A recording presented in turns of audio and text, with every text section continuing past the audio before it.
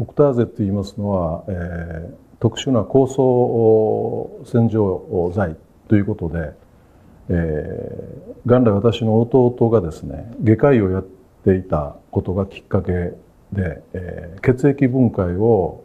目指して研究開発してきたものです。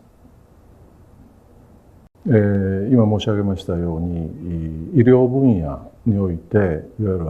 血液分解、その目的は感染症を予防していこうという対策の一つとしてこれを開発してまいりました。オクターゼの特徴というのは、大きくは2つあると言われております。その一つはまずタンパク質である血液の分解能力が一応世界トップクラスであるということ。から2つ目は酵素っていうのは加水分解で、反応していくものなんですけれども、反応し始めますと非常に比較的短時間でその活性度が落ちてしまうという特性があるんですけれども、オクターゼの場合は、加水分解状態で非常に長期間分解能力を保持していくという点にあります。でこれは世界でも非常に稀な性能であると言われているそうです。原点と藤本氏の理念をお聞かせ願えますか。オクターゼっていうのは、タンパク分解酵素並びに脂肪分解酵素等々で、成り立っている特殊な洗浄液なんですけれども、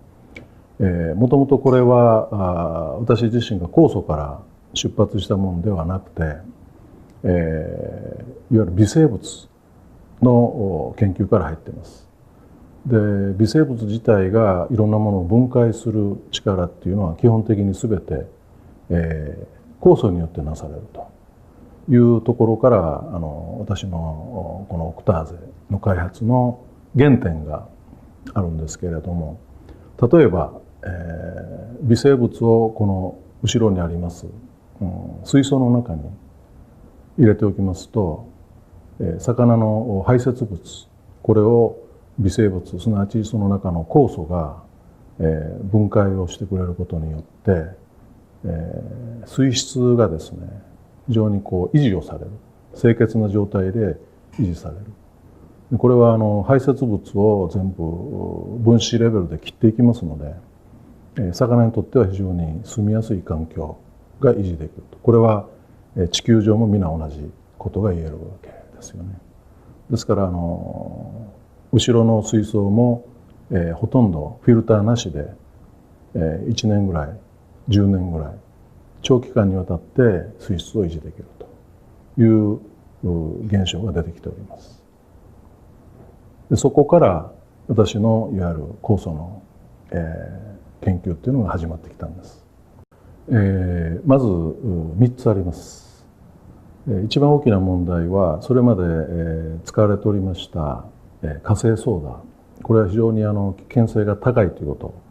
それから万が一口の中に入った場合に毒性が非常に強いということ、それから3つ目は廃液をですね、捨てるのが非常に難しいということ、これが法律的に規制を受けたものですから、まず開発の一番大きなテーマはこの火星ソーダに取って代わるものを作らないといけないということですね。それから第2番目は、先ほど言いましたように非常に人間の体にとって安全性が非常に高いということ、それから3つ目は環境公害を起こさない、この3つのハードルをですねなんとかクリアをしないといけないというのが開発の一番大きなテーマとして取り組んでまいりました。まず基本的にタンパク脂肪を分解するという範囲で言いますと、一つは食品の加工関係、いわゆるレストランですとか、それから食品加工をする機械の中等々ですね。ですからそういう食品業界向けにこれは応用できると思います。それから2つ目は刃物関係、物を切りますと必ずタンパク脂肪が付着しまして刃物の性能が落ちてしまうというところで、これを使用すると元の切れ味に戻るということで、刃物関係ですね。でこれから非常に大きく期待されるところはですね、団塊の世代、特に老人の介護の世界で、口腔ケア、例えば入れ歯洗浄だとか、今非常におろそかにされております歯ブラシの洗浄ですよね。こういうところにオクターゼを使いますと非常に手軽にですね、それからスピーディーに洗浄効果が高まるということで、いわゆる全般的には衛生管理に寄与するだろうというふうに思っております。